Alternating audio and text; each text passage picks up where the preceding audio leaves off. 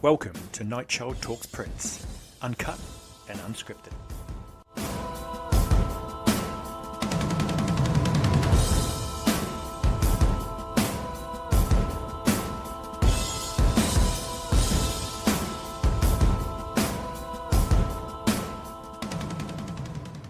Welcome back to Nightchild Talks Prince, uncut, where we firmly believe that Jamie Starr was not a thief. He was just a very, very funky man. Now, there's two or three things just to talk about today. First of all, there was a track released by the Prince estate. I say released, it's been released before to an extent, called Silver Tongue. A beautiful, truly beautiful ballad, which was a virtual B-side to Call My Name. Now, unfortunately, the Prince estate didn't perhaps do their curation in the best way. They released a slightly different version with some beautiful brush effects, but a different vocal to the original, which some people have said was listed as a demo. But basically, it's a beautiful ballad, and unfortunately, I think it's just sort of, perhaps they could have done a better job, the estate, of listing exactly, putting this into context, because it was left to the fans to do that, and it kind of created a bit of initial confusion, whereas we should have been talking about the track. We were talking about what version has been released and why they haven't sort of clearly denoted what's happened. But they have come back and done a bit more of that, so hopefully they'll continue to do that, because the Prince kind of community, they know their stuff, so it's always good to get those details out there, and it's important for Prince's legacy. In terms of the track, it's a beautiful track. It's interesting because it's one of those tracks where Prince didn't actually write the lyrics. You think of a track like, say, Solo, for example, but this is a track where Nikki Costa wrote the lyrics. She actually talked about it on her Facebook page when she was releasing her 2017 album, which it's on, Nikki and Strings, Underneath and In Between. And Nikki Costa said, "Many years ago, Prince had emailed me asking for a poem. I sent him these lyrics. What he sent back to me was an amazing jazz song with just him singing with piano. I was so blown away by this, and I really wanted to record it, but it never fit on any of my records." His version is the B-side for his single Call My Name, and is one of my proudest moments to have written a song with him that he wanted to record. When we were getting ready to record this album, we listened through so much of my old stuff and stumbled across it again, and thought it actually fits perfectly on this record. We got to do it. And that's quite interesting, because it is, the lyrics are beautiful, and the kind of angst, the pain, the remorse, that's kind of mournful feel, I think, of it reminds me in some ways of tracks like Old Friends for Sale, things like that, in the sense of it's just a very poignant song, and so it's definitely worth checking out. The second thing I want to say, and this is a kind of personal thing, I just want to say I love the Peach and Black podcast. I've said it before, I've done videos before, I'll put one of those videos in the link, but I just want to say it because sometimes I see them getting criticism for various things, and for me, Peach and Black podcast, it was my gateway into the Prince kind of online world. When I first came online, it was one of the first things I found, and it was incredible. It opened up this whole new world to me where I wasn't the only Prince fan in the world. I could listen to their full-length reviews, and the full-length reviews are amazing, often a couple of hours for an album. And the thing I loved most, it was just aside from the knowledge, the passion, it was also the nerdy Prince humour. I would walk along the street laughing my head off because, I heard some nerdy Prince joke that only Prince fans would get. It was just so beautifully nerdy, and it was just fantastic and funny and engaging, and they talked in great detail about work, which is the key thing for Prince, the incredible albums, and they really did it in the long format. And the album reviews, I think it's hard to say they've ever been matched. They really were the pinnacle for me, and Peach and Black have always been there. They did a fantastic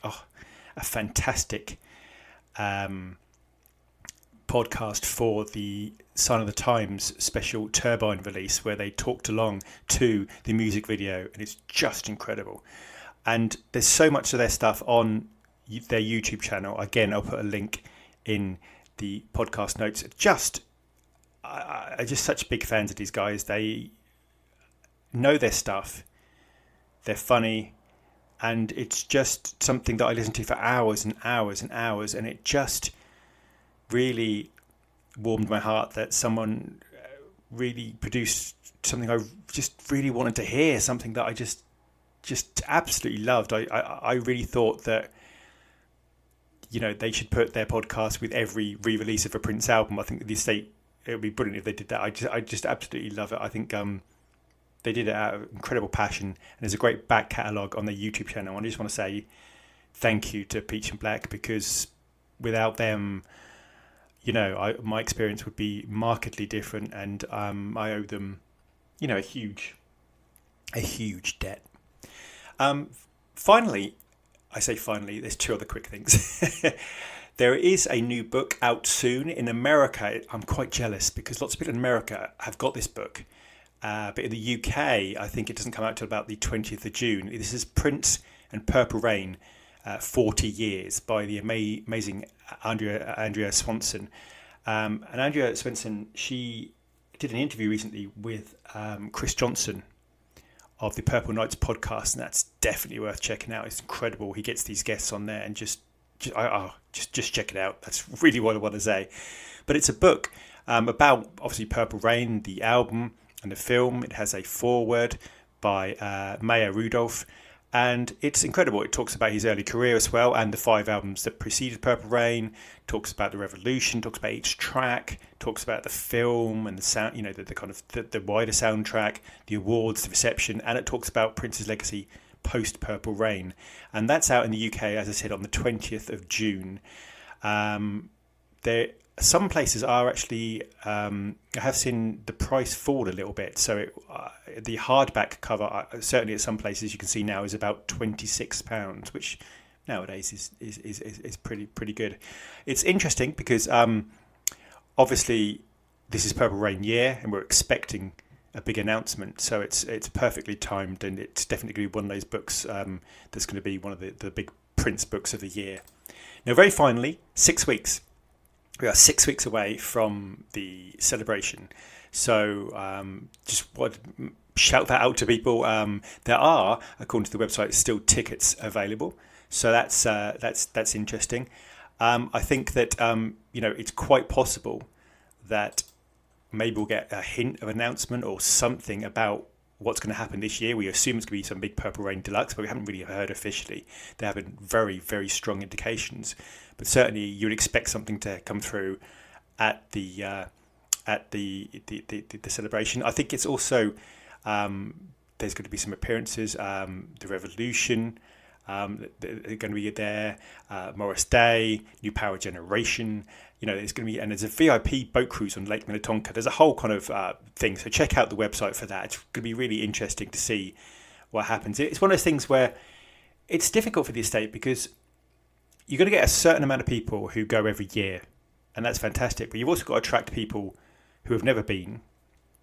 And even for the people who go every year, they want something new every year. They want something, you know, extra, something different. So it's a difficult thing. You've got to keep these things going. There are very few artists that have this kind of amazing yearly celebration.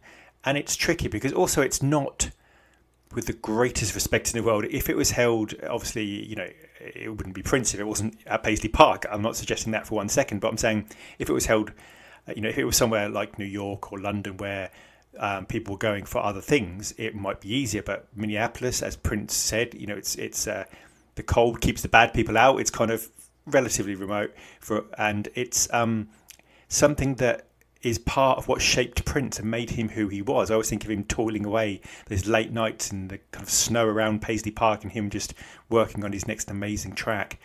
But it's going to be interesting to see how they keep doing this and keep this going and keep getting people engaged in Paisley Park. It's really, really important because it's such a physical manifestation of what Prince is, and for me it's one of the most important things to keep going, to keep that amazing kind of creative palace going. So certainly if you can get there and you can afford to go, then certainly worth checking out. I will see you very, very shortly, and thank you for all your support.